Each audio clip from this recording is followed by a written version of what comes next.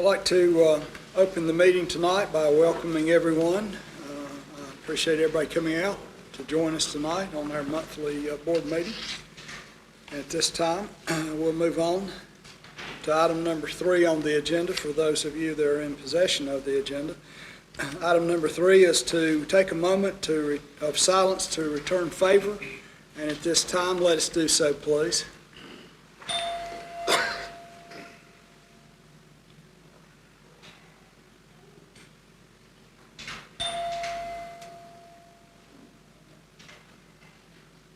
Amen. At this time, let us stand and face our flag, and I'm going to call upon Councilwoman Archibald to lead us in the Pledge of Allegiance. Nella? Allegiance to the flag of the United States of America and to the republic for which it stands, one nation, under God, indivisible, with liberty and justice for all.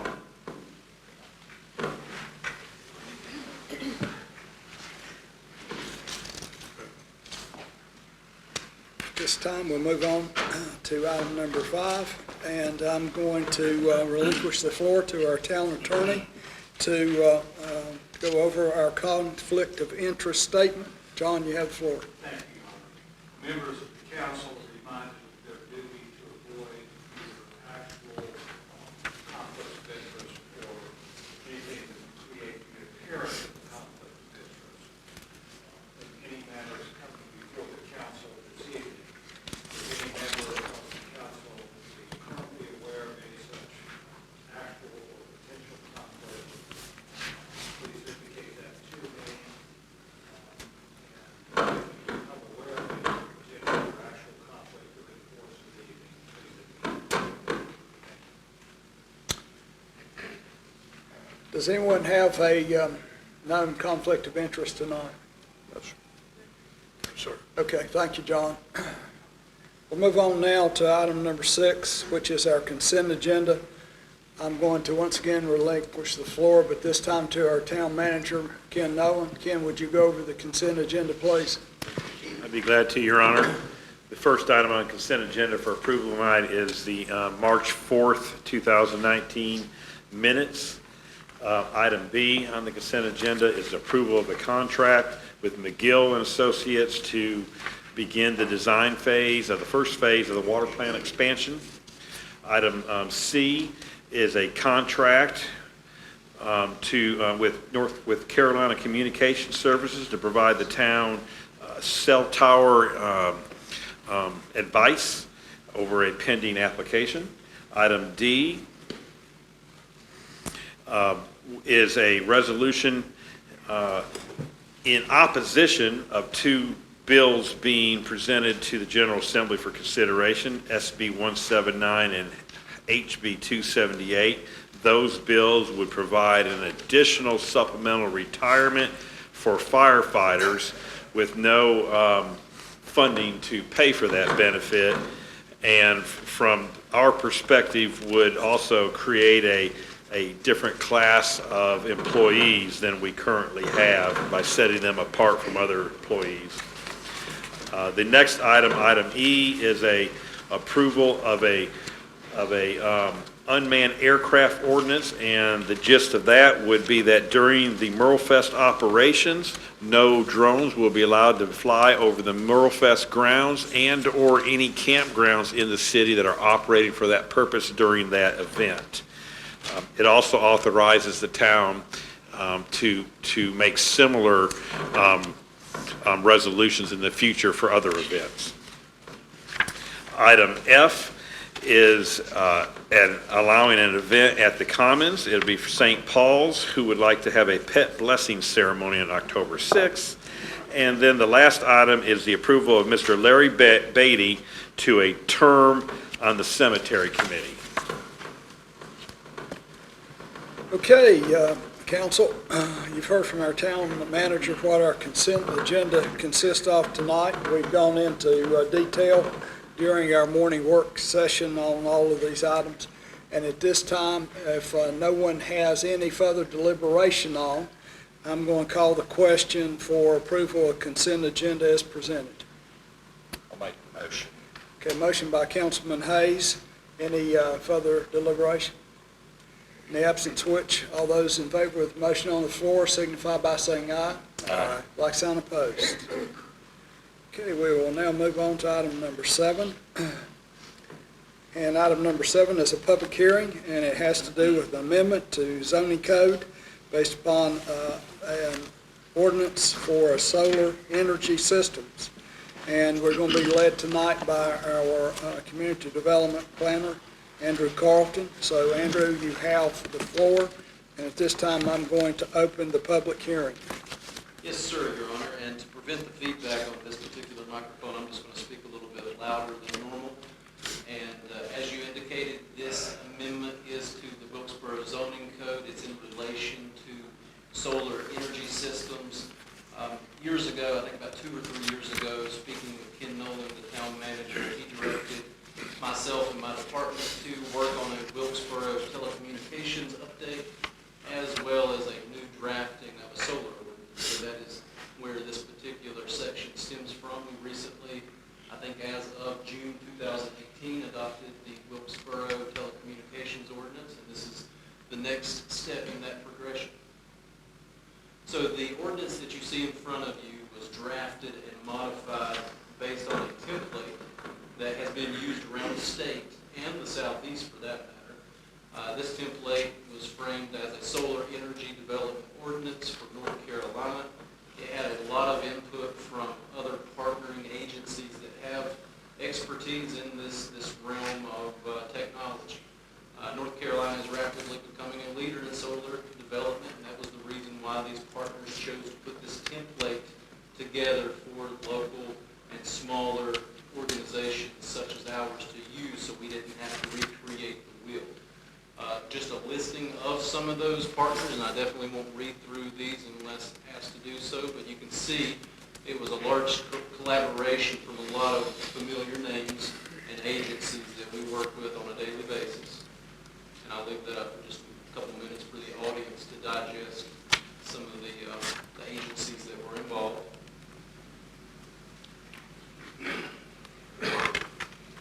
So we took this template and took it to the planning board. It was a lot longer in duration of working through the membership and staff needs and what we ran across during the process than I anticipated. I think we spent about 7 or 8 months on the meat of this ordinance, and it's a fairly simplistic ordinance. It's about, I think, 3.5 pages, if my memory serves me correct.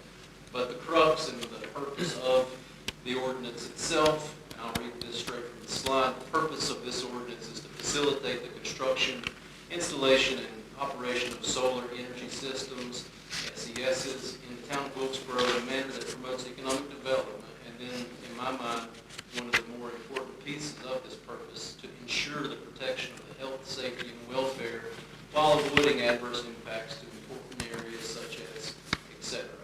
And the conversation with Ken started as a way to ensure that when we have large solar arrays come into the town, whether it's commercial or residential, that we have some type of methodology, mechanism in place that would allow us to enforce a decommissioning of solar arrays if they're to a size and scope that is deemed to be a potential hazard down the road when they run their course and become obsolete. I had no idea as to some of the hazardous materials that were in solar photovoltaic technology until I started working on this ordinance. But it is important that we ensure that these large arrays are decommissioned and removed from the land properly, not to adversely impact the land or adjoining property owners. So the main definition that you want to pay attention to in this particular ordinance is a solar energy system. That's the only new definition that we'll be adding to the code based on the proposed amendment. It's fairly straightforward.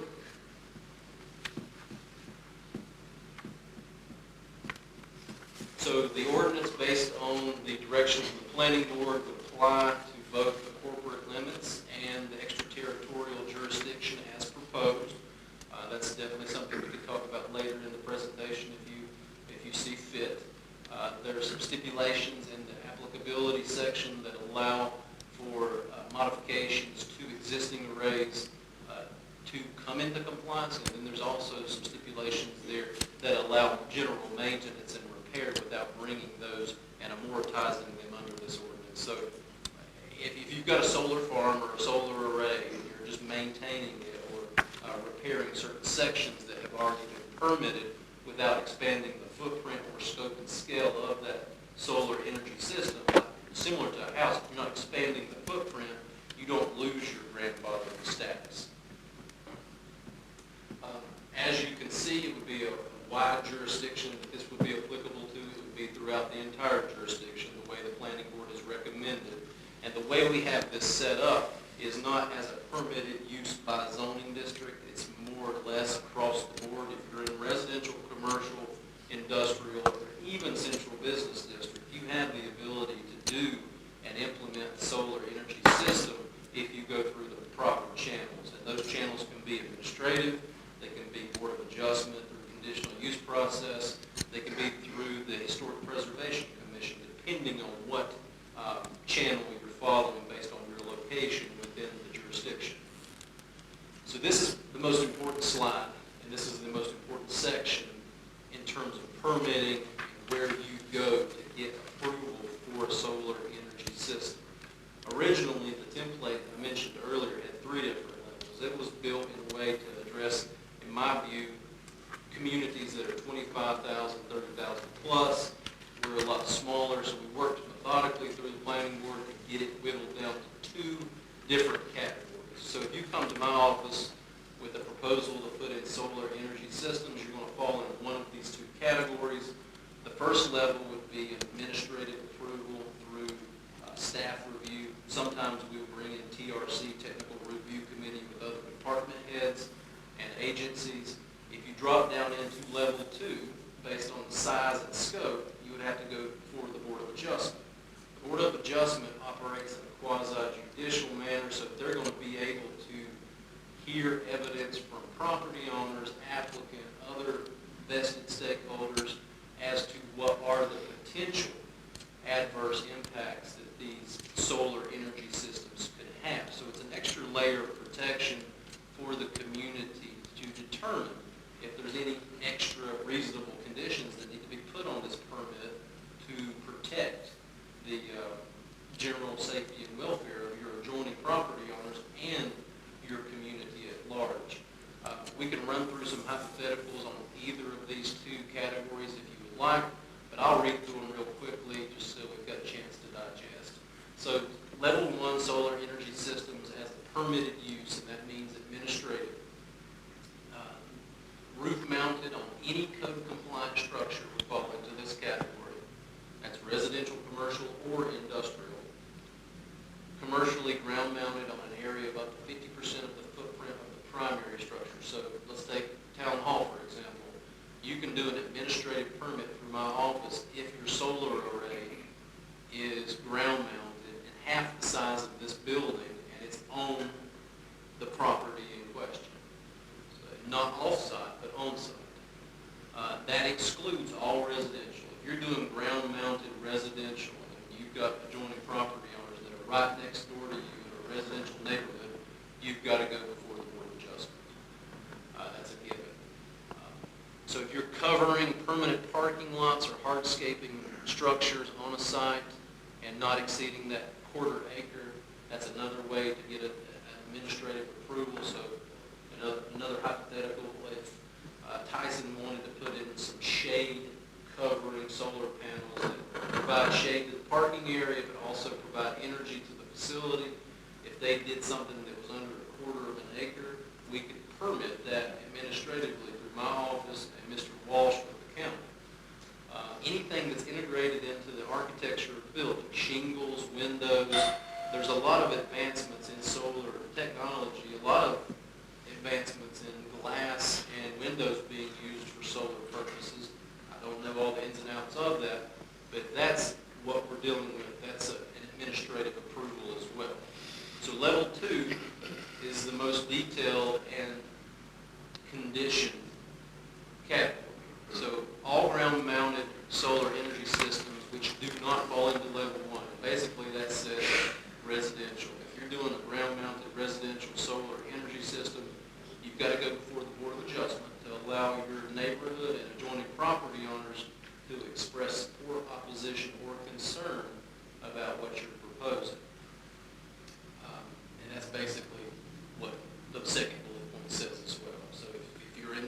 categories or the central business district, you've got to go through an extra layer of review to make sure that we've done our due diligence as an oversight group. Any questions on that particular slide? Okay. So as an example, this is something you could see next to a residential property in the backyard. There's certain things that could come along with the installation of this, not only contamination of the soils, if not decommissioned properly, but I think the most important one is the glaring inconvenience that your neighbor may receive if this thing is not screened properly or set up at the wrong angle where it catches the sun and bakes your living room from 5 until 8 o'clock. There's certain stipulations that can come along with these arrays that category of Board of Adjustment review would hopefully cure. If you're doing something along these lines and you've got a structure in place and it's residential and you want to put these on top of your house, this is an administrative approval. This is your traditional type of solar installation, so we felt, or the planning board felt, that to streamline the process, this fell into the administrative approval category. So the decommissioning, which really is where all this started, it's probably the longest section of the ordinance that's proposed here tonight. I'll read through these and paraphrase them as best I can, but these are the stipulations for taking a solar energy system offline and removing it from the property. So when it's permitted as a level 2, and it goes before the Board of Adjustment, they have the discretion. This was something that I think is really brilliant on behalf of the planning board. Instead of requiring that all solar energy systems that go before the Board of Adjustment require a decommissioning plan, they have the discretion to say whether or not you've got to put all this time and effort and legal work into coming up with a decommissioning plan. So if you've got a small ground-mounted facility beside your house and all it needs is a screen around it to prevent your neighbor from seeing it, there's no point in the town requiring a decommissioning plan for something of that size and scope. So that word discretion is important in number 1. Prior to issuance of building permit, the decommissioning plan has to be recorded at the Register of Deeds and approved by myself, Mr. Willards, and anybody else vested in the process before the county can release that building permit to actually build the unit itself. So the plan itself shall include a time frame for completion of removing the facilities, a description of any agreement with the landowner. It's important for us to understand the relationship between the owner of the solar array and the land so we can engage appropriately. An agreement between the applicant and the town of Wilkesboro prior to beginning construction, saying that they commit to financially and through labor to remove said facilities. Define conditions upon which the decommissioning plan will be initiated. Is there a time frame that these solar voltaics run obsolete? Is there 6-month window that we give them after that deadline occurs to have the facilities out of the land safely? That's all based on the size and scope of the facility itself, so it will bob and weave. A list of the types of panels and material specifications that are to be utilized on the site. With the advancement and evolution of this technology, there could be anything that pops up in 10, 20 years that we're not aware of now that we want to understand the specifications for so we can properly mitigate any health or land concerns in the future. We allow in the second to last bullet point that all the facilities be removed, wiring and so forth associated with the solar array, but we also, let's see here, I don't know if it's this section or not. There's somewhere in here where we allow the roads and things that the landowner would have a value or think that are valuable to them to stay in place, and I'll find that in just a minute.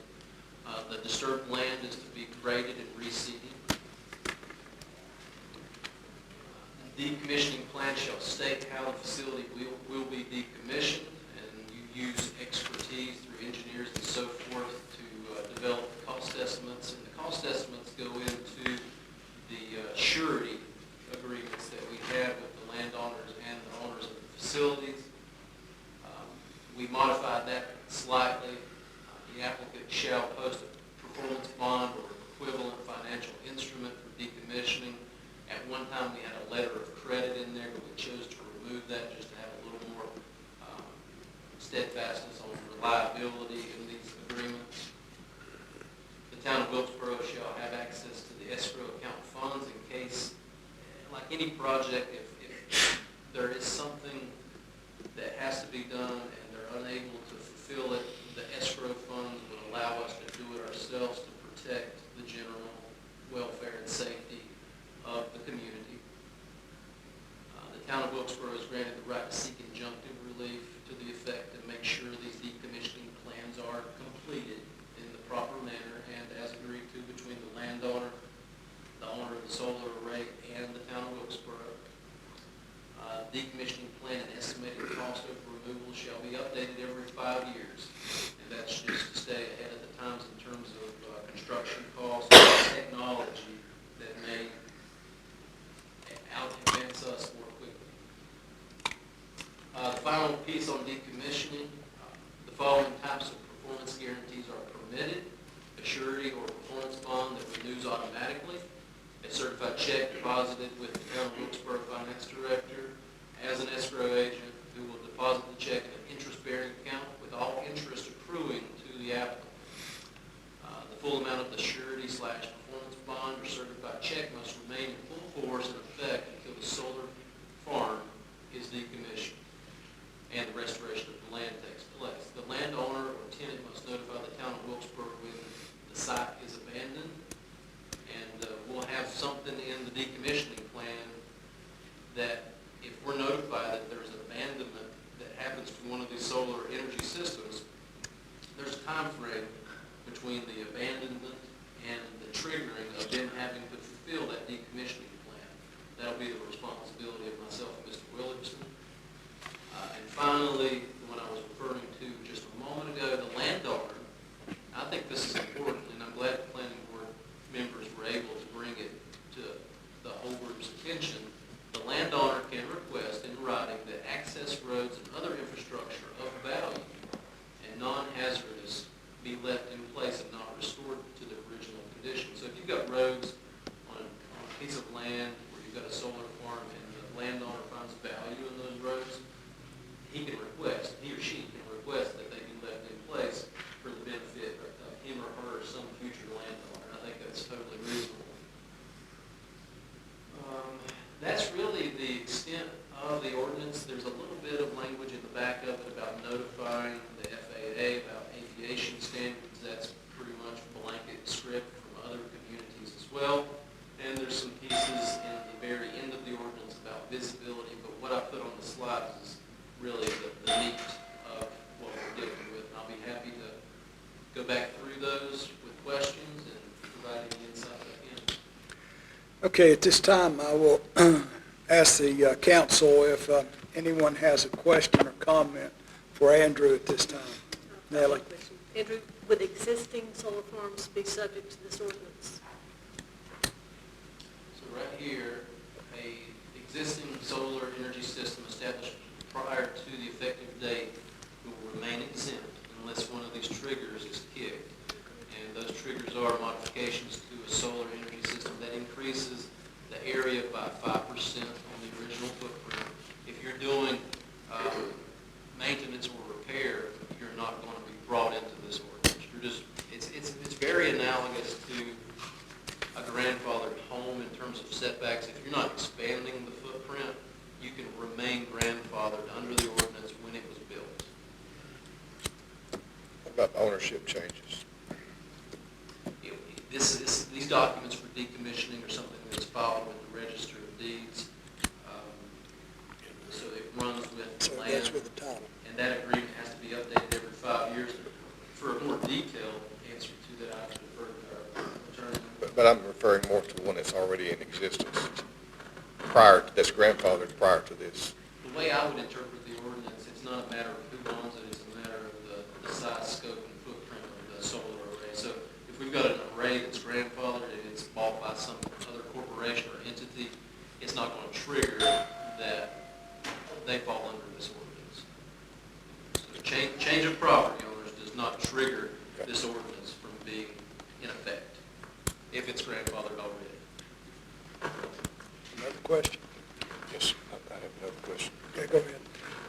there any projects in existence now that you're aware of? The only solar array that I know of, the only two that I know of in town is the one behind Two Rivers, and we had one that was integrated into a garage out here on East Main. I think it's off Winston Street. Mr. Blackburn built that 2-3 years ago. That's right.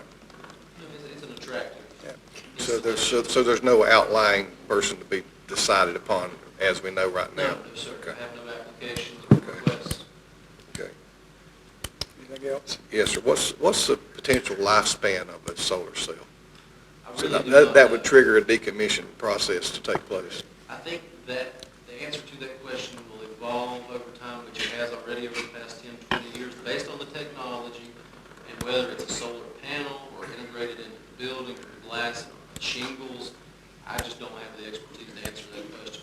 So we're putting something into place that may not trigger for 25 years. Correct. Yeah, likely you're going to be over the 15-year mark before you're even considering decommissioning. And those spec sheets that we talked about earlier in the presentation, that'll help us distinguish what that line is so we know when to be looking. And there's a renewal every 5 years, so whoever is here in these positions with the town have a triggering mechanism to look at it and reassess. So you're very concerned over the soils and such. Is there any leakage or any contamination to the environment? Again, I don't have the expertise to answer that intelligibly, but there is hazardous materials in photovoltaics that I'm aware of. I think if they were left on a property to be weathered and non-maintained, that they would eventually find their way into the soil. But that's a layman answer. But there is hazardous material. Well, I think we're assuming there is if There is. you're putting this kind of language in it. There is. I just don't know. There's heavy metals involved in the material that's built to make these panels.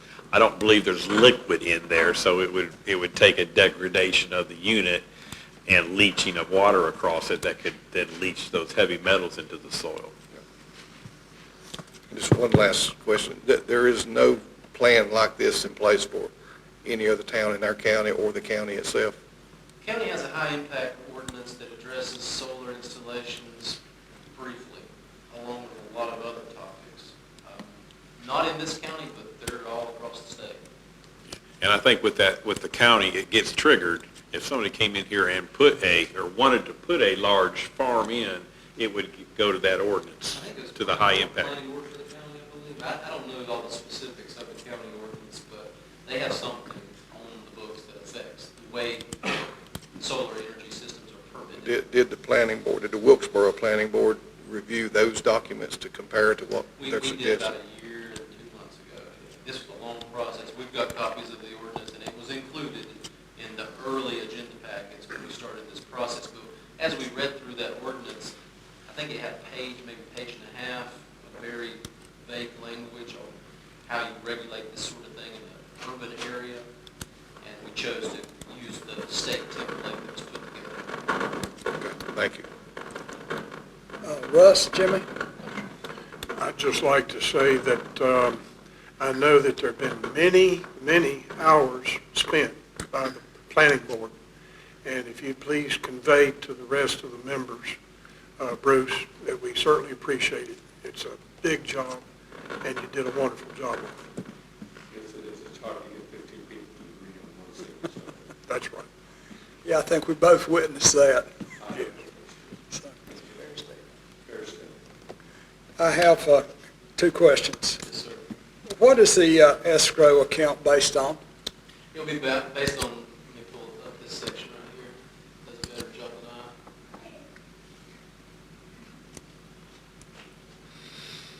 I. Okay, right there at the top.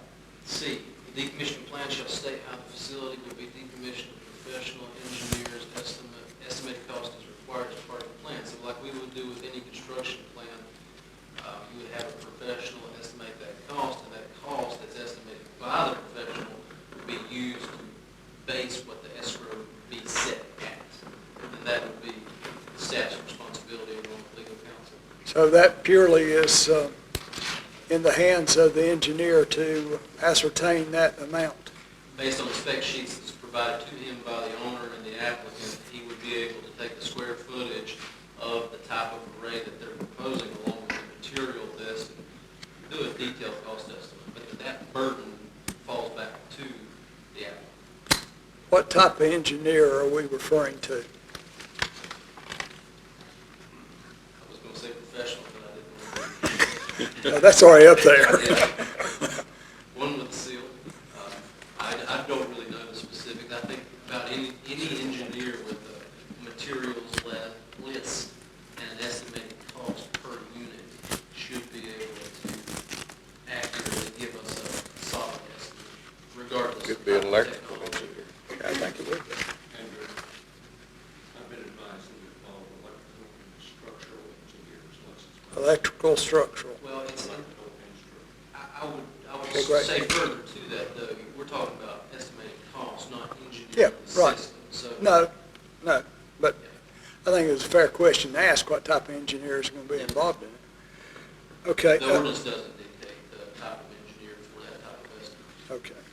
Okay. The last question I have, solar panels, are they acceptable as an approved landfill item? I do not know the answer. So what is the method for disposing of them? Yes, I mean, heavy metals aren't going to be put in the landfill, so they'll have to go to a landfill that is Hazmat permitted for approved? that type of use. I would say it's similar to asbestos.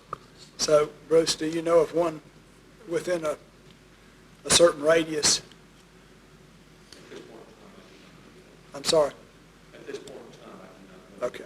All right. Okay, any other questions, comments? All right. This is a public hearing, so at this time, the chair will accept any public comments. Anyone has a comment they would like to make, raise your hand, stand up, and for the minutes, state who you are, and then the mic will be handed to you. So, yes, sir. And Andrew, would you hand him the mic, please? Or you can just come and take a seat at the table if you I'll take a choose. seat.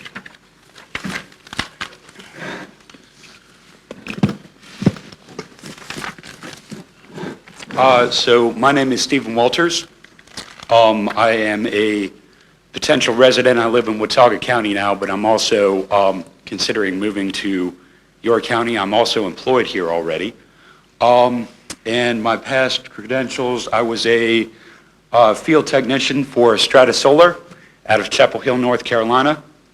We managed large-scale solar farms. And I have some concerns about the motion as it stands now. And I'd like you guys to ask me those questions that you asked him earlier. I'd like to shed some light on some of those things. I have a resume if any of you would like to review my credentials. If you'll just leave a copy with our clerk, Okay. and that'll go into our records.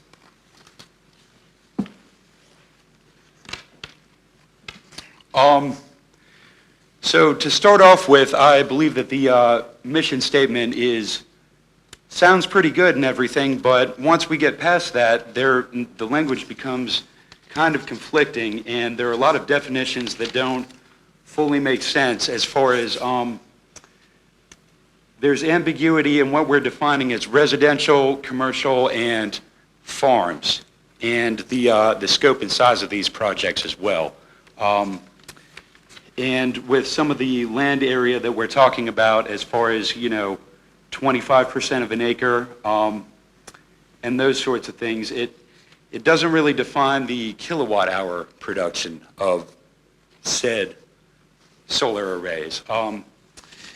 And a lot of these things already exist within building code and also electrical code as to, how these things are supposed to be constructed, made safe, fireproof, that sort of thing. The lifespan on most of these modules are about 40 years. When I worked for Strata, they would lease the land for 40 years, and the array was supposed to last that long. before decommissioning. Going through some more of this, between level 1 and level 2 solar, the language is fairly ambiguous as far as, what it sets up for size and scope of project sort of thing. Let's see, there's some other things. I haven't had a chance, I found out about this yesterday, so haven't had a chance to fully familiarize myself with the documents. Let's see, as far as the aviation, I would be interested if the town has contacted the military as far as what their requirements are, because they do flybys over the county and all of that. Let's see, some other things.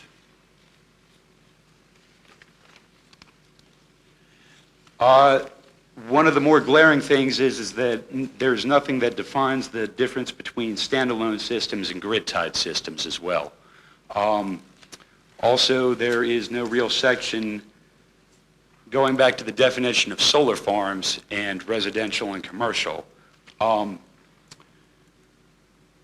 the farming end of it, what would that be considered as far as industry if you were doing this as a business? If you had several acres of land within the 1 mile radius of town and you wanted to do this as an industry, and went through companies, leasing land and all of that, how would that be defined within all of this? And I know that there are regulations on the state level, and I just find that a lot of this is contradictory to the mission statement and is very ambiguously defined. I'm sorry. All right. Well, I don't think that any of us are prepared to respond to you based upon the presentation that's been made, so I would probably defer to our community development planner, Andrew Carlton. The one question I will address, because it was at the end and I was able to capture it, is the one regarding if you had a farm or a large piece of land that fell within the jurisdiction of the town. Bear with me while I get to the appropriate slide. Instead of basing the defining characteristics off of kilowatt hours that are generated by a particular system, we had to base our modifications to the ordinance based on the expertise that we had. So we worked within the realm of zoning, based on zoning for particular pieces of land, on how the town chose to define those pieces of land in terms of zoning. So if you've got a big farm that's zoned R28, R20, R8, R6, you are perfectly permissible to make application for a 0.2 acre solar array or a 20 acre solar array. So either one, there's no real preference on how that's brought to the town. It's just setting up a mechanism at a certain threshold and a certain scope to allow the minds that we have on the Board of Adjustment to hear and digest the concerns of adjoining property owners to see if there's any opposition or concerns that may need to be brought into the decision as a condition on top of that solar array, whether it's screening, angle of the panels, decommissioning. It gives the Board of Adjustment a case-by-case basis to use discretion to protect the community at large. So I don't think we're basing the decision or the process on the type of use. This is a use that's permitted across the board. There's no zoning classification that we will not allow it in if this ordinance is approved. It's just determining where that threshold is for an extra layer of review by the Board of Adjustment. Would you like to respond to that statement? By setting parameters under the level 1 solar, level 2, well, between level 1 and level 2, you're only allowing 0.25 acres, so that would put in jeopardy anybody who's trying to do this industry-wise for a solar farm. Okay, good. They would only have to make application to the Board of Adjustment to get a solar array at any size that they deem reasonable. So if you cross, again, that threshold, Right. you just make an application to the Board of Adjustment, and that gives our community an extra step in the procedural path to protect what we value. So it's basically a formality, a procedural formality, but still, the Board of Adjustment would have to hear the request, and then their decision would be final. Let me see if I can summarize it real quick in 3 points. If you're in a residential neighborhood that's ground mounted, you go before the Board of Adjustment. If it's commercial, agricultural, residential zoned, and you go above 0.25 acres, it goes before the Board of Adjustment. Okay. And then the decommissioning plan is at the discretion of the Board of Adjustment each time it comes before them. Okay. Your Honor, I'd also note, this is not a technical ordinance, this is a zoning ordinance, so it will not get into those details. However, I would note that building code and NC state statute trumps any action that you take, so those are always going to sit above this to begin with. Good. All right. That clarifies it to the council, I believe. Going on to some of the decommissioning things that I have some questions about, as far as, is this escrow account supposed to be set up for the decommissioning of solar sites before or after construction? When does that happen? Sure. Decommissioning plans, the way we have it drafted in this particular ordinance and at the direction of the planning board, is after the fact. So when a decommissioning plan triggers, that means that solar array is going to need to be removed from the land. It's ran its course. It's 15 years or the 40 years that you mentioned earlier. Whenever that specific technology has ran its course and no longer is operational and is abandoned, that's when that decommissioning plan comes into effect to remove said facility from the site. But the escrow is required when Oh, the escrow is required through the permitting process. Right. Right. Okay, so that'll be an interest-bearing account for later on as well? Okay. In regards to the decommissioning, does it leave room for revamping and that sort of thing, as far as, say we get to the 40-year point and the racking system has been made in such a way where you can remove the panels and put new panels up? It would go back before the Board of Adjustment based on those threshold criteria, and if it passes their approval, it would go back into effect. Okay, as far as And there would need to be a plan to remediate those panels that are coming off. Yeah.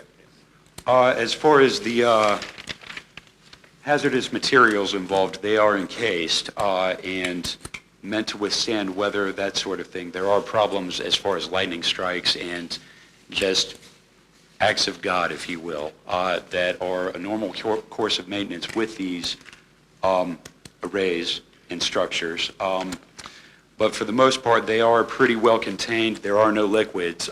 In between thin film technology is painted on top of glass panes, and then mostly what we're talking about are the monocrystalline and polycrystalline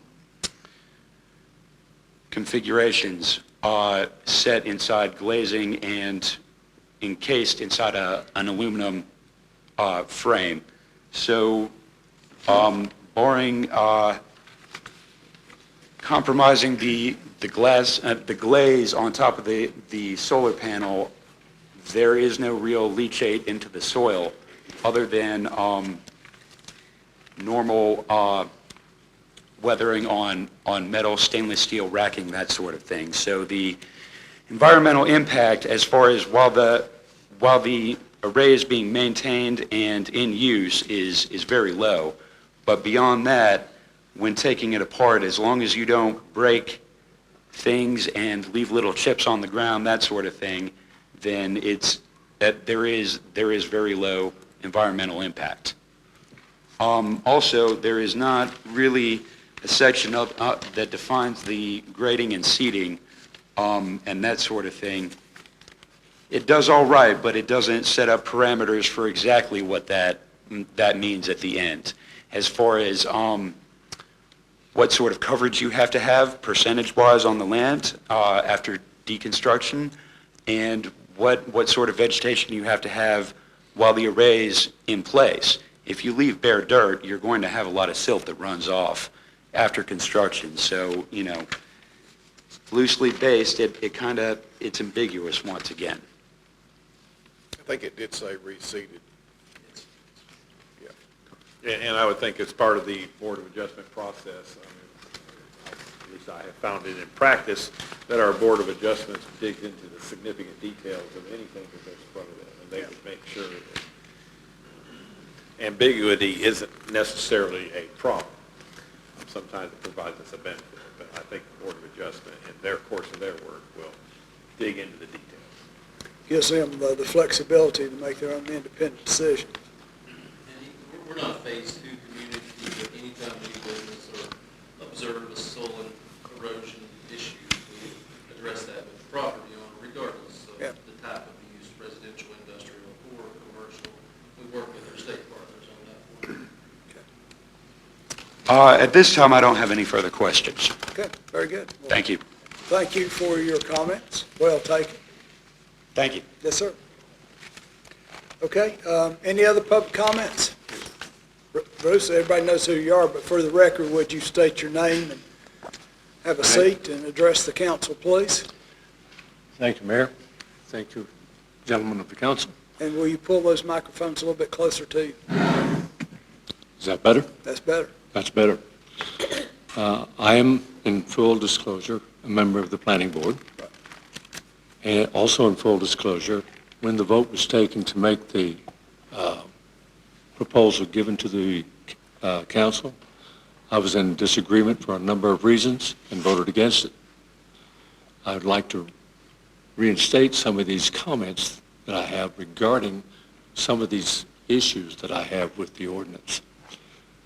One of them is that the ordinance initially was presented to us from the standpoint of commercial applications of solar voltaics and other types of solar collections. As a result, that was the general mindset at the beginning of the discussion. Along the way, I'm not exactly sure where it came in, and I sure don't want to disclose all of that information, but it became evident that there was an issue with the appearance of panel-type solar voltaic applications. In my estimation, that is almost, if you're talking about a solar field with acres of panels, that is one issue. When you're talking about a residence, such as our three residential categories and B1, first of all, there's not that much space to deal with. It's going to limit the amount of solar panels that you can possibly install. Most of the people that have any encounter with solar is just like most of the people in this room. They have absolutely no idea of the potential impacts that solar may have, or where it will go in terms of advancement of technology. What is now capable of producing 400 or 500 watts on three very small panels as a do-it-yourself kit versus what is going on in a solar field is entirely two different subjects. I'm in full agreement that the ordinance needs to address issues associated with large corporations and enterprises producing large areas of solar collection. There are far more problems associated besides the panels itself. You also have the other devices that go along with the installation that attach to the grid, number one. Real concerns there. I don't want any amateur hooking up to the grid for any reason. Number one, they don't have no idea of what the implications are someone down the line, and it's all connected. Number two, Duke Power is the gatekeeper of the access to that grid. At this point in time, I don't think Duke Power is too interested in hooking up residential and commercial units to the grid, and I don't see much future in it. Number three, the amount of money that it's costing to put in a supplemental solar system in the average residential or commercial district to offset some of the applications they're currently buying from their utility company is not a bad thing. If anything, it will keep improving to the point where the amount of efficiency that panel collects will continually improve and help reduce that cost, thereby reducing the overall cost of producing electricity. Add that to the fact that the amount of electricity being produced now is not going to shrink. It's going to continue to grow regardless of how much supplement another individual might add. And number two, if he's doing it with his own property and for his own benefit, why should it involve anyone, particularly when you're talking about an installation that if it had any potential for degradation and effect on the contamination is going to be almost insignificant. It's kind of like, lastly, from the standpoint of someone looking at a panel system in somebody's backyard, it's automatically limited. It's going one of the fastest growing areas in the economy right now in terms of technology. People are buying them and experimenting with them. And that's going to be a lot of people that you're going to have to deal with from a permit standpoint. A lot of people in the near future. I'm questioning whether or not, and you always have the ability to amend your ordinance to incorporate changes in growth in the technology, but why do you need to permit anybody in a residential or light commercial category? I feel like that's, well, from the representation standpoint of the people I represent in the extraterritorial district, they would be totally against anyone putting a permit process on their property and their right to own it under the current guidelines. And the biggest thing about all this is that most people really don't understand the solar to the full extent of what it is today and how much further we're going to be able to grow into it. At some point in time, you may have a solar panel this big that supplies everything that a house, maybe up to 50% of their actual energy usage.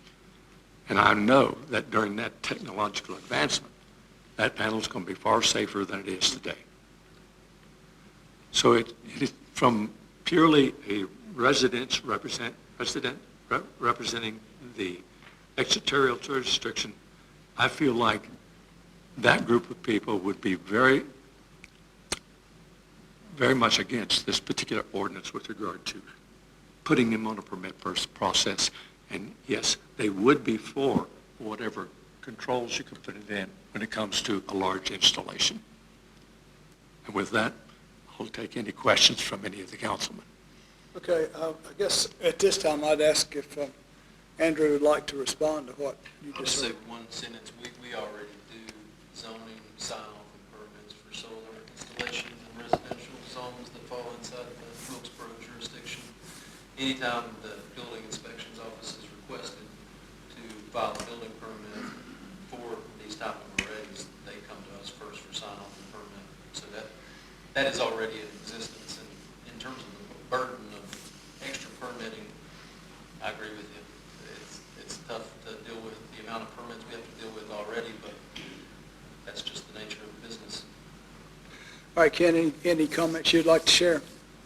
No, Your Honor, I guess one of the things I would just point out is, and Mr. Eilert noted to it, the council always has the right to, in the future, amend the ordinance as needed.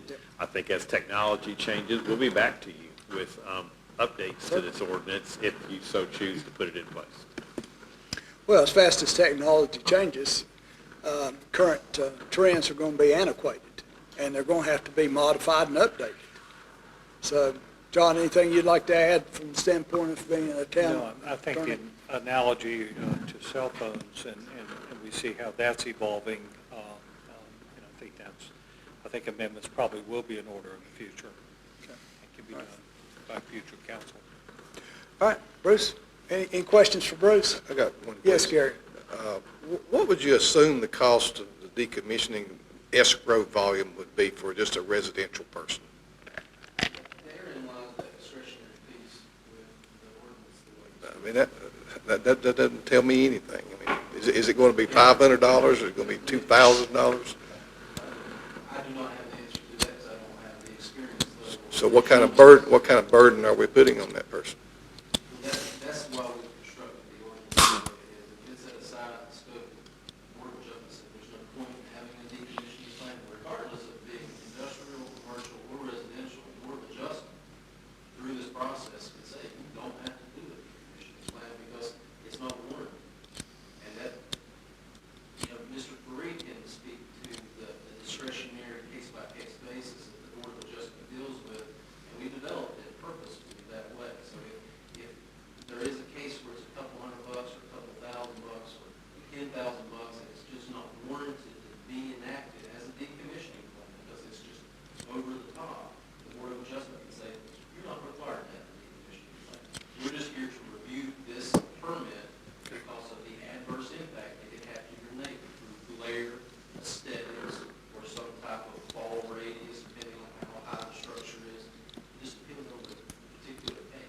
So I would add to that, generally, on a residential property, in today's technology, you see roof-mounted systems, and we all have seen them. Now, that technology will fade and other will come in, but right now, that's generally it. So if you have that on your roof, and you decide to sell your home, the market will deal with this issue. The person buying that will buy that problem, or they'll buy that benefit to their property, and it'll take care of itself through that under normal circumstances, I would believe. So, Russ, since Andrew singled out that you have been formally affiliated with the Board of Adjustment, and I will say you were the chairman of that board for a substantial amount of time. Any comments you would like to offer? Well, as a former chairman for about 12 years, I guess, There you go. I have faith in the process. I've watched it work, and I know that the people on that Board of Adjustment from time beginning have been very serious in their responsibilities, keeping their responsibilities. My feeling is that when a person asks for a permit, they are taking on the burden themselves. We're not putting any burden on them. They ask for a conditional use permit, and the Board of Adjustment says, well, what is, in this situation, what is necessary to give as much freedom to the individual owner and protect the public, now and in the future. And so, if you are going to have a decommissioning process for whatever is left out there on the ground after it's done, that would be for the protection of the public. Can you have something out there where you just throw these things in an outbuilding, or put a tarp over them? I don't think that's what we want. I think that we should have a process, and the Board of Adjustment at the time of decommissioning can use whatever reasonable means are necessary, taking into account that we do not want to bankrupt the owner, but we do want to protect the public. Safety first.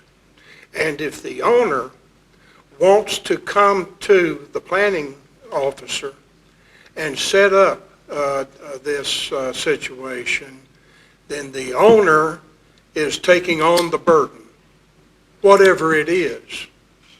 Safety first. That's my position. Okay. All right. Yes. All right. We have a lot of things that come along that present possibly some people's mind, and I think that does not appear to be what we call sanctioned within the community. Some people object to swimming pools in their next door neighbor's yard. It's like open fireplace in the patio. They put up a fence in the wrong place. We already have laws in place and a judicial system that pretty well handles those kind of things. Lawyering the perception that there could be a problem on top of something that doesn't seem to be a problem, it seems a little bit unjustified. And once again, I'm speaking on behalf of people I know, and that they feel like that it's a little bit of an overreach. Now, it could become something better, but because it needs to be pulled back for the time being because it becomes a problem. Okay. Now, let me go. All right. Thank you very much. All right. Anyone else like to address the town council? Since, yes, sir. And if you could, would you keep your remarks somewhat brief? Yes, very brief. As far as the decommissioning and as far as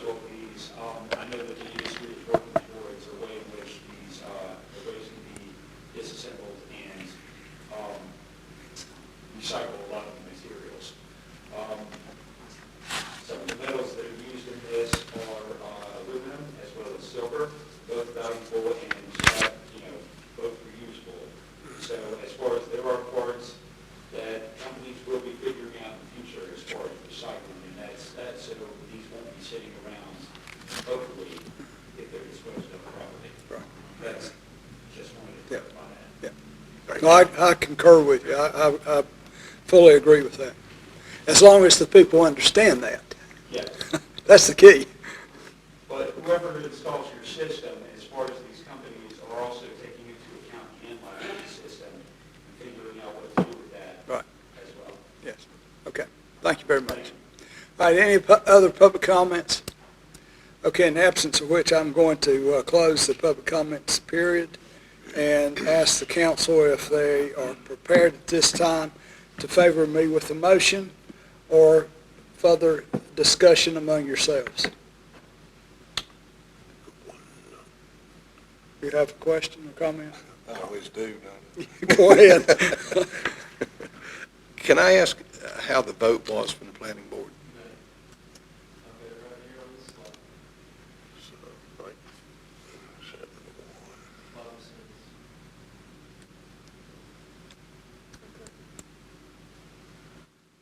Okay, all right.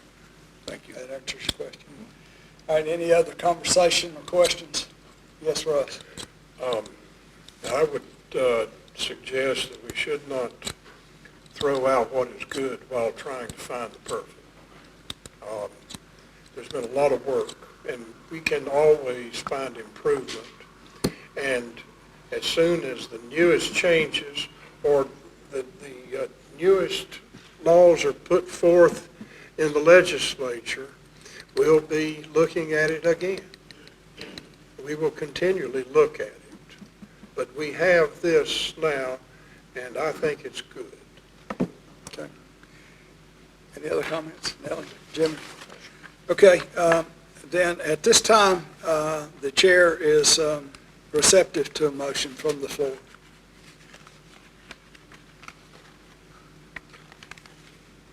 Your Honor, I make the motion that we approve the adoption of this ordinance. We have one place where we would amend second paragraph under purpose and delete where it says foreign and out-of-state energy resources and insert into its place the two words, fossil fuels. And so with that amendment, I would make a motion that this ordinance be adopted. Okay, any further deliberation among the board members? In the absence of which, all those in favor of the motion on the floor signify by saying aye. Aye. Like sign opposed. Thank you. We'll move on now to item number 8 on the agenda tonight. And we have a request for use of our community commons by Elaine Rose. Elaine, are you in the house? Would you come forward and take a seat at the table? And please pull the mic close to you so you can be heard.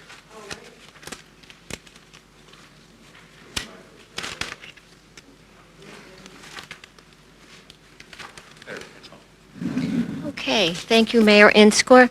My name is Elaine Rose. I'm the head of a ministry called Zion's Rose Ministries here in the Carolinas, and I have done 4 major citywide processionals in the past 20 years, major cities, and I have pictures with myself with the Speaker of the House, Newt Gingrich, and I have pictures with the governor of South Carolina and, handing roses because my name is Zion's Rose after our event.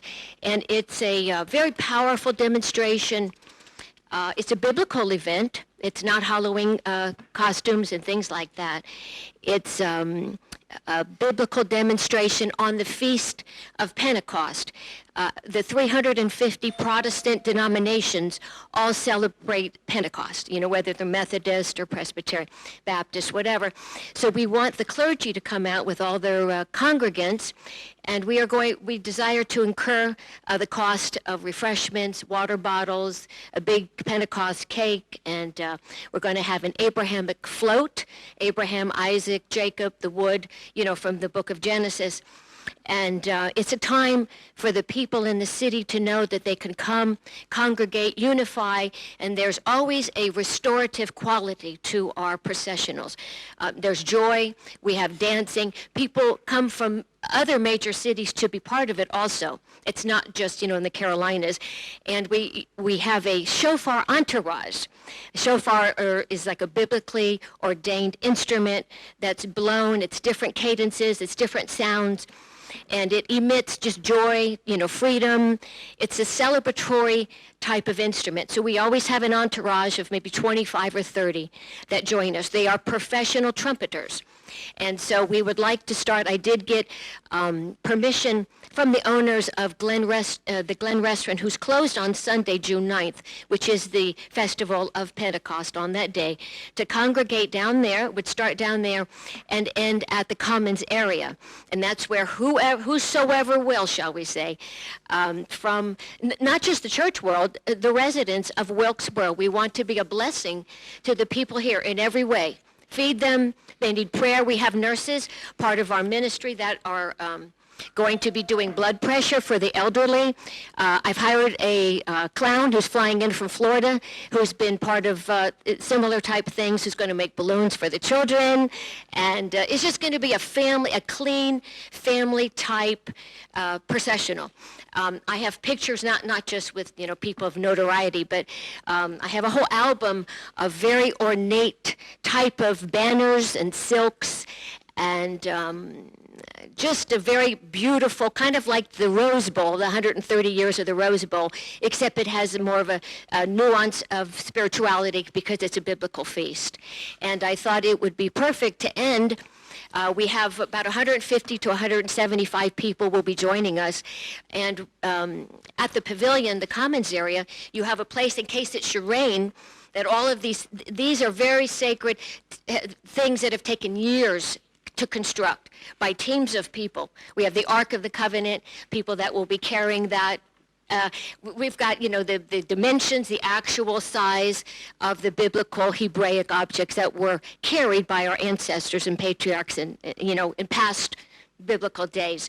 So a lot of years have went into what's being carried, and many people appreciate it, not just people in Washington, who are familiar with it, and different mayors. I have letters from the mayor in different cities who came out, not just the residents. The council people came out and just said, thank you for bringing this to our city. So it's not fundraising, we're not asking for money, there's no tickets. We want to just come and bless the city, very, very simply, and let it be a time of celebration. Like I said, it is a biblical feast, so all of the 300 denominations understand that, kind of like Catholics with Lent, they have Ash Wednesday, things like that.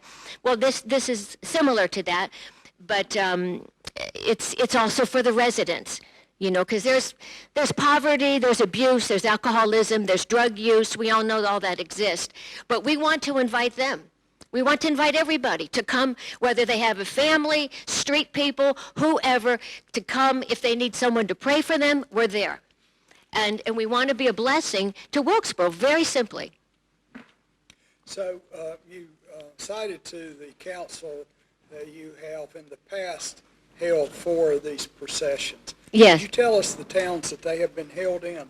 Yes, the first one was the year 2000, and around this time, springtime, and that was in Morehead City. The mayor was there for that. And then we've had 2 in particular because the city really appreciated it in Savannah, Georgia, which is interesting. That was back in 2002 and then in 2017, always on biblical feast days. I directed one in Charlotte, North Carolina, 16 years ago in 2003 on Pentecost also. And we had rabbis and clergy come out to that. And we've always had police escorts. Wherever our starting point was, we always had someone in front, somebody in back, and blocked off the roads for us. And so, like I said, different people from Washington and governors and city council have always been a part of this, besides the residents. I heard you say upward to 175. Up until that. Now, for granted, these are people that are leaving their, wherever they live to come, and Quality Inn has given us an excellent rate for families, whatever. And so for those who can make it, it's generally been between 150 to 160, 170 that are actually participants. Right. But we would like not just the participants, we're hoping that hundreds come out to just be there and see it, kind of like the Rose Bowl. You line the streets, and you just see it and just observe it, and then you'll be able to get some refreshments afterwards. So have you actively engaged our religious community, all the different denominations that are found in Wilkes County? I have attempted. It's ironic. This is Pastor John, and he is the pastor of the House of David, the congregation that has joined me in ministry here in the city. And we have actually, ironically, been to many churches, but we don't find many pastors at the church to talk to. And then when we try to call them on the phone, they're not there. So to a certain degree we have. I've talked to many residents and asked them, would you come out to the parade? And, oh, yes, if there was one, sure. They don't understand really biblical processional language. It's a semantic that you're not used to. So I just say it's a parade. It's a beautiful parade. Would you come and bring your family? Oh, yes. So I've had a very, very positive response from the people. But I haven't been able to really connect with a lot of clergy, a few of the clergy in Taylorsville.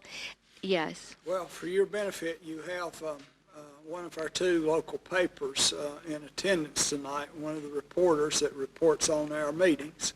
And you also have one of the radio station representatives sitting directly behind you.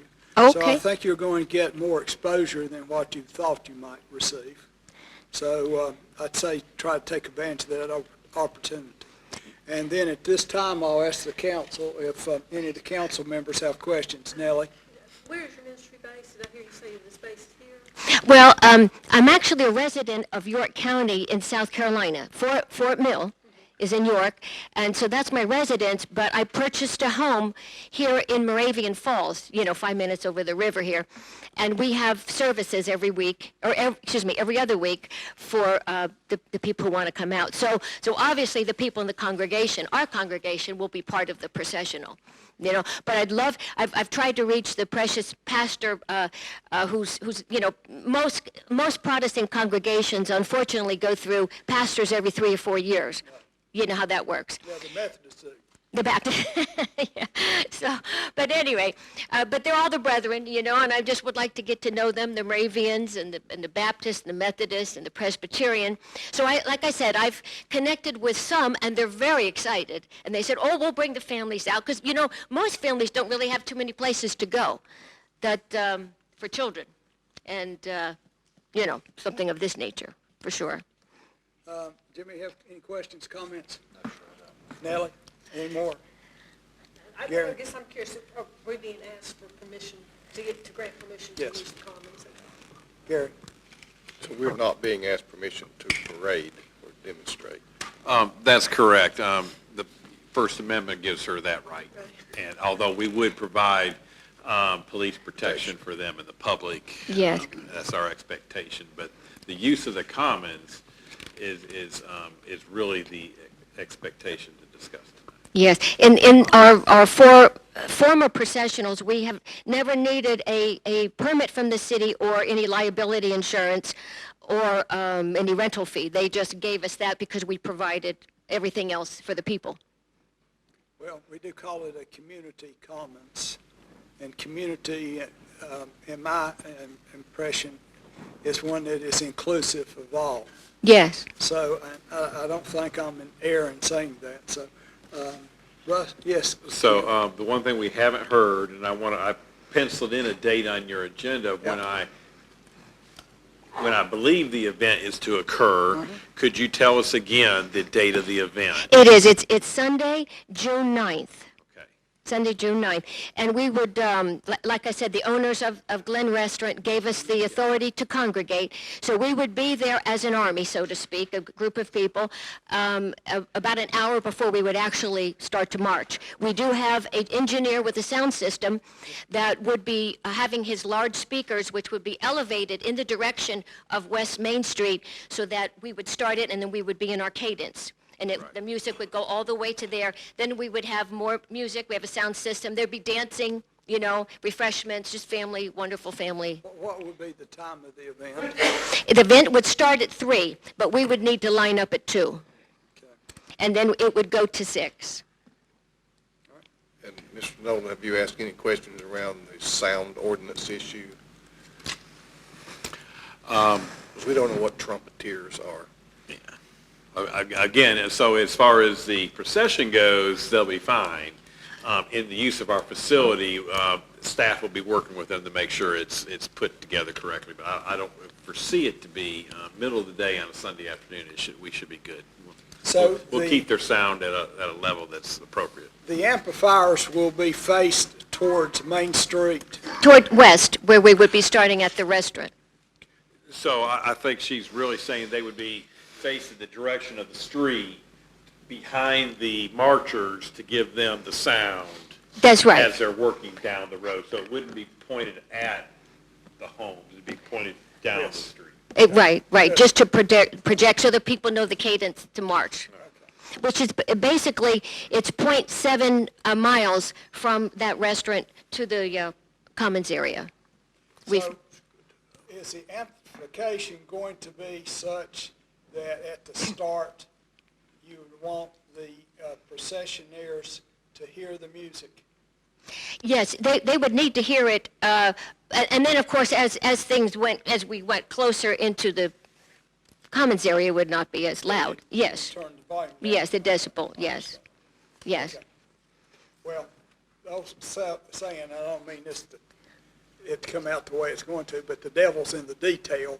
So I think that needs to be worked out with our town staff and you and your organization, because there is a certain level threshold that is going to be very probably irritable to a lot of the citizens that live just off of Main Street. So we don't want to offend private residents because of the volume of the music all the way down to Glenn's, because that will potentially affect a lot of our downtown residents, and we will certainly be hearing about it.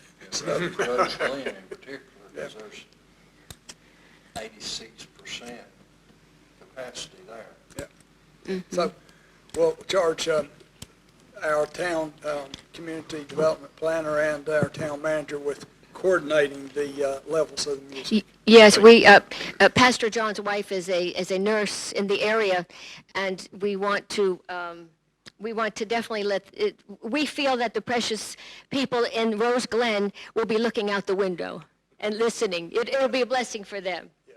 Mm-hmm. All right. So it's been 16 years since you've done one of these. It has been. So Well, why Wilkesboro? That's a good question. Well, probably because I bought the ministry home last year, and because I'm here teaching quite a bit, that I want to bless this particular region. And I've historically looked in this area, and I've seen and read about the Moravians 300 years ago, and how they lived, and how they cared so much about this region. I mean, they were really godly saints 300 years ago. We might have missed something in the last 300 years. It might not be exactly that way, But to me, I believe the Moravians are in heaven, and I believe they possibly could be orchestrating some of this, the precious Moravians that lived here. So that's my thought. Sounds like to me they're speaking through you. Amen. Yes. No, I just have a question. The town would expect the Commons area to be left when you're through. as it is when you get there. Impeccable, yes, yes, absolutely. We would need, because there might be grandmas and grandpas, we probably would need, for the elderly who might be coming for the blood pressure, whatever, the use of chairs to sit down, if we can please use the chairs. And do you have any tables? Do we have all the refreshments for the people? There's no tables? Okay, we'll get some tables then. But we do have chairs. We have 250 chairs. Okay, good, good. I hope there's 250 people at least. Yeah. Okay. Councilman Fareed. Thank you, Mayor. I want to be assured that the people know that the town of Wilkesboro is not a sponsor. My family came here because we refused to change our religion, okay? And, well, in the year 1709, to make it plain. However, this is something which has always concerned me, to uphold the Constitution and the Bill of Rights and our freedoms, which are protected, quite frankly, by the rule of law. Mm-hmm. That is, laws made by man, so that we can have our religious freedoms. We are blessed every year by being more and more diverse. I want my Jewish brothers and sisters to know that they could apply just as you have. I want my Muslim brothers and sisters to know, and my Buddhist brothers and sisters to know, that they can apply just as you have. Mm-hmm. We would not sponsor them, but we will not stand in the way of religious freedom as protected by the Constitution of the United States. Is that something that you can comply with? Of course. And I would ask you the question, have you already, or will you in the future project yourselves as being sponsored by the town of Wilkesboro? No, because you just said not to. Because there's no, well, obviously because there's no financial assistance, so the city of Wilkesboro isn't buying all of the refreshments or having anything to do monetarily with this event. So that's, so there is no sponsorship concerning that. But of course, of what you said. I want to echo what the mayor has already said. Yes. That this commons is for everyone's use. Mm-hmm. And it was built for that, with that intent. And it is a pleasure for us to offer it to all people of all stripes. Right. We understand. From what I gather, there is a congregation that's not too far from ours. And I'm not really sure who they go through, but I understand that they come down regularly downtown in this area and do evangelism. Is anybody familiar with that? I was told that. I don't know. Okay. Well, anyways. So I know that this area has many of the people, but yes, of course. I guess I would say if they do it outside the public's eye. I see, okay. Okay, any other deliberation? All right. All right, we have a request for the use of our comments as specified, I think, in great detail, and relevant questions being asked by each of the council members as they have thought of it. So I think we've exhausted your opportunity to present and our council to ask the questions that they've heard. So at this time, I will call the question if someone will favor me with a motion. I make a motion, Your Honor, that this procession be approved. Right. Any further deliberation? In the absence of which, all those in favor signify by saying aye. Like sign opposed. Okay. You have your wish. Thank you so much. Thank you. It will be a blessing to the city. Yes, it will. Let's pray for a sunny day. Yes, yeah. Yes, that's right. All right, thank you. Thank you, Yes, thank we you. wish you the best. Thank you so much. And if you could lead me to the, is it the advertising and radio station? I do want to connect with them so the Well, residents will know. Over your right shoulder, the gentleman Right here? with the glasses on represents the radio station. And Yes. if you'll turn to your, over your left shoulder, Marty, will you raise your hand? Hello. And that's our representative from our local paper. Okay. All right, thank you, I hope the city council comes out too. certainly, All right. Thank you so much. thank you.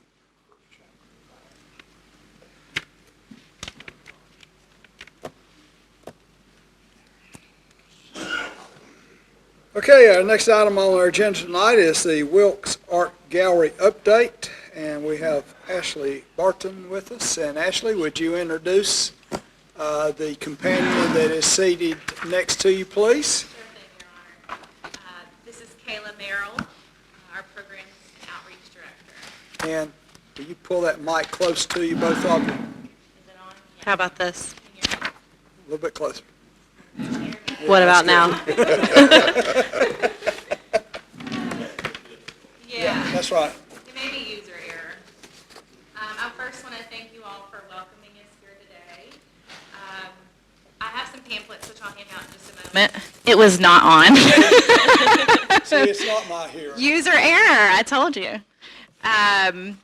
We have some pamphlets which, Andrew, would you mind to pass those out? That'd be great. This year, our focus at the Wilkes Art Gallery is the Hometown Art in Action. If you are members or in our membership letter, you've already seen this. We've chosen this because this year, our focus is on action and making a difference in our community. I'm going to tell you a little bit about our facility, which many of you know. I've seen your faces there. The Wilkes Art Gallery was founded in 1962. It is a 10,000 square foot facility with multiple galleries. We find our home at 913 C Street in the heart of Wilkes County. And we have a gift shop, classrooms, and a pottery studios. We are a nonprofit, and what makes us successful is our people. Wilkes Art Gallery has a 15-person board. Our board are fierce advocates for the arts who dedicate their personal time, their energy, and expertise to our gallery. We also have 4 staff members. Myself, the executive director, manage the gallery and its staff. Kayla is now full-time, and she manages our grants and outreach. Madeline Johnson, who is our education coordinator, who manages our classrooms, workshops, and rentals. And then we have a part-time studio manager who manages our classrooms. One of the things that Wilkes Art Gallery offers is its exhibits. We do 8 exhibits every year. We showcase local artists and regional artists. At these openings every time on the first Friday, we usually have an opening reception, which brings about 200 people on average. I'm going to turn it over to Kayla. Can I have that? Yeah. Thank you. Can you guys hear me? Is this on? It's on. No, it was on already. It was on? Okay. I'll just speak really loudly. So one of the things that we offer that's really popular at the gallery are weekly classes. You can tell from the images. The image on your left is an image of our youth art classes. We offer 2 of those per week. One is focused on after-school activities, and the other is centered towards homeschool students. In the center, you see a hand-building class, and then on the right, you see a wheel pottery throwing class. And actually, in the red apron is Rick Brake, who's one of our instructors, and he's assisting Gilda Aida, our studio assistant. Just back to this for a second. Our weekly classes, they run for 6 weeks. We offer classes 6 days a week, although we're only open 5. And we typically have 8 or 9 classes every single week. Frequently, the demand for them is so high that before one class is finished, the next one is already full and has been paid for. So let me ask you a question. Sure. Is there a fee to participate Yes, sir. in the class? There is a fee.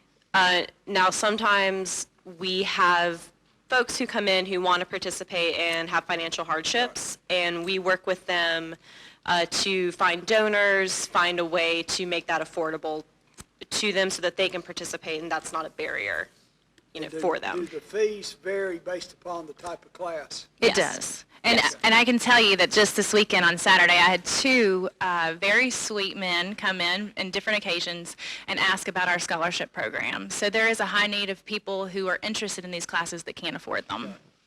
Good. Okay, thank you. So we also offer workshops, and these are one-day events. We have a workshop almost every weekend, and the goal of this is to give folks an opportunity to come into the gallery for a day, usually a few hours, low commitment, not as costly as a class, and it gives them a skill that they can take home and replicate later. This is a huge range of activities. As you can see from the images, we do painting, we do barn quilts, we've done jewelry making, all kinds of stuff. Whatever folks want. If we have people that come in and say, we really want to try this thing, we do our best to find an instructor and make that available to them. You can also see in the center on the top, those are the teachers of Wilkes County Public Schools. Teachers, as I'm sure you know, have to have continuing education credits, and so we find an instructor and host workshops for them so that they can receive those credits and also use our facilities. And that was just 2 weeks ago? Yeah. Around 2 weeks. Yep. So another thing that we offer are art parties, and this is a very inexpensive way to basically socialize.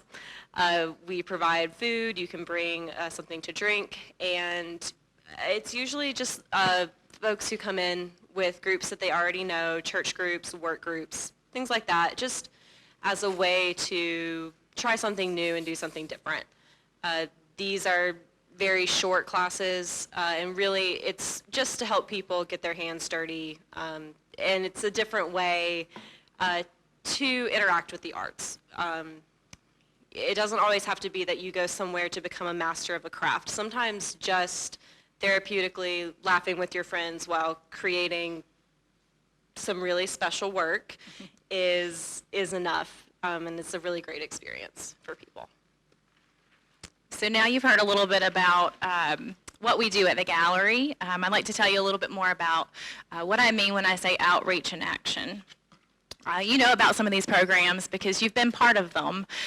One of these programs that we've done historically since 1994 is the Summer Honors Art Program. It serves junior and seniors from high schools in Wilkes County who want to pursue a career in the arts. We've actually created lots of public art spaces in Wilkes County, including your dock mural, which is on the side of Sweet Smiles.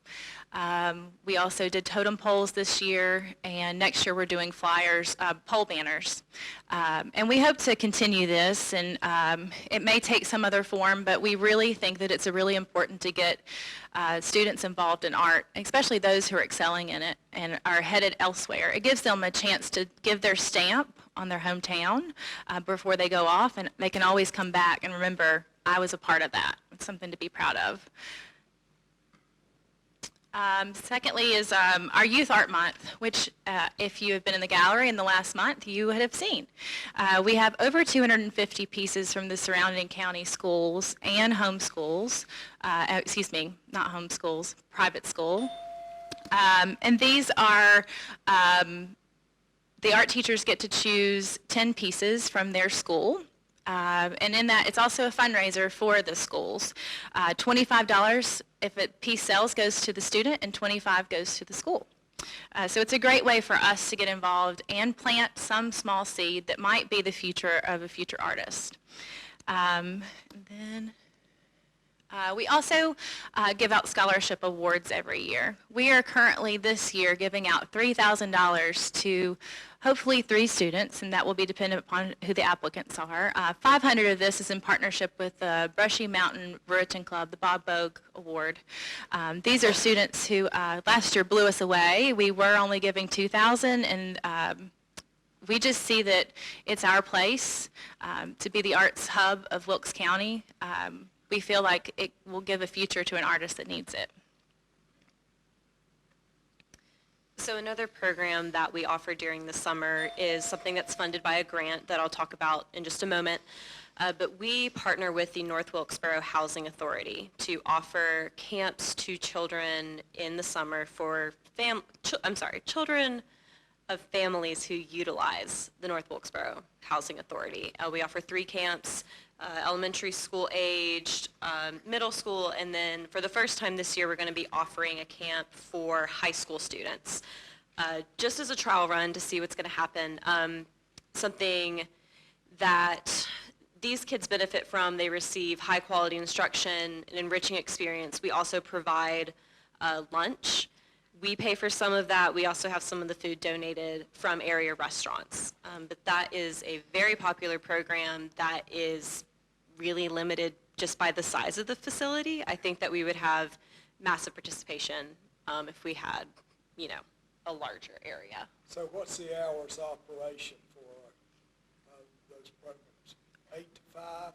For this, the North Wilkesboro Housing Authority provides transportation. The kids usually come in mid-morning, 10 o'clock, stay through lunch, and leave at 2 or 3. And then they go to Smoot Park, and they do not want to miss that. Yeah, yeah. They have places to be.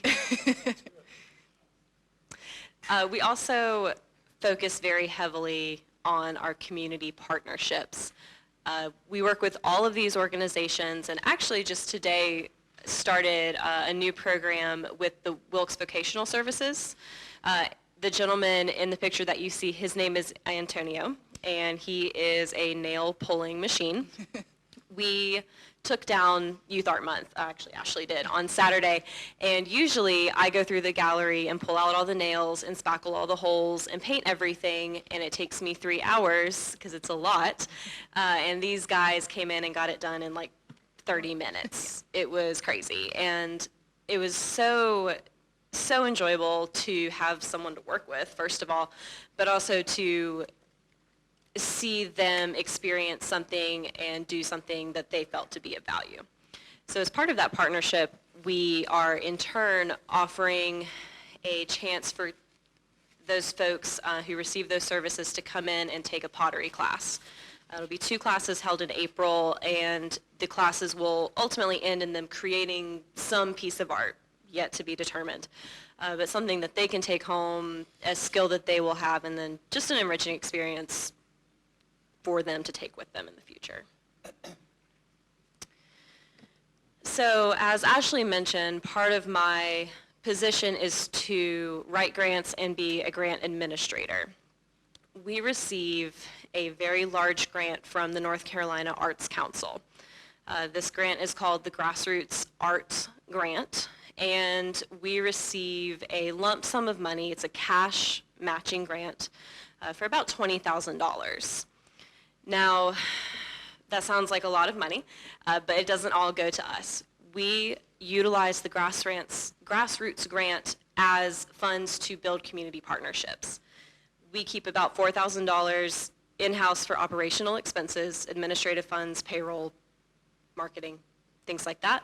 About $4,000 goes to programming that we pay for, such as the Housing Authority Camp, the Summer Honors Camp, and sometimes we'll do an event, although we're kind of moving away from that. This year, we plan to subgrant to the community $12,455. We are opening up our subgrant application in April. Media outlets, you will hear from me soon. And I have a list of folks I'm going to invite, and we want to see a really large, diverse group of applicants this year. Funding for nonprofits is changing, and we think that building community bridges is vital to our success and sustainability in the future, and we want to use this grant to build those bridges moving forward. So you've heard about what we offer, what we want to do, what we're doing. I'd like to tell you a couple short stories. WAG is more than its building and its programs. It's a place where a retired man found a love for pottery, and now he makes his family members casserole dishes for their birthdays and special holidays. It's the place where a homebound girl receives one-on-one arts and education. She receives the arts, but is also able to connect with someone and talk with them that she can relate to. It's the place where a new to the area transplant volunteers her time and finds new connections in the county. It's the place where a senior in high school came when she couldn't find help with her senior project. We supplied her with the teacher and the mentor, and she now uses our space and is almost completed with the project, where she had not been successful the year before and was held back. So those are just a few of the stories, and I have many more that will almost make your hair on your neck stand up, because it's just a really important place. We're not just connecting people to creativity. We are a community hub. We're a place where people get to know each other, and there's a feel-good feeling about the air, in the air whenever you come into our building. And if you've been there, you know that. So now you've heard the great stories. On the other side, there's an extreme cost to running our gallery. It costs $12,000 per month for staff, utilities, paying all the teachers, all the things that we're doing costs a lot of money. And it is a stressful thing to have to depend on donors and our membership. We really see that the majority of our members are of a certain age where they may not be giving in the next 10 to 15 years. So we really do see that we depend on public funding, and we'll continue to do so. So as this chart indicates, about 50% of our funding comes from fundraising events, memberships, donations, and corporate donations. 7% of our funding is from public funding. I've been given this slide because I just came back from the Arts North Carolina Advocacy Conference. The purpose of this conference is to promote the advocacy arm of the North Carolina Arts Council, which is the group that we receive our grassroots funding from. And they have a really simple and I think a really compelling campaign, which is called A Dollar for the Arts. And this campaign asks state legislature to allocate $1 per citizen in North Carolina for the arts. And this money would only go to that North Carolina grassroots grant that we receive. And the grassroots grant is, the amount that you get in the county is determined equitably per capita. So rather than every county receives X amount of cents per person, it's based on kind of your tier and the economic need of the county. In our county, this $1 per person would mean a 50% increase in our funds, which would have a massive impact on the programming that we could provide for free to citizens and especially underserved populations. So when I brought this back to the gallery and we discussed it, we thought this is a really compelling argument at any level. And what could we do if we had $1 for every citizen in Wilkes County? What kind of programming could we offer? How many free classes could we give away?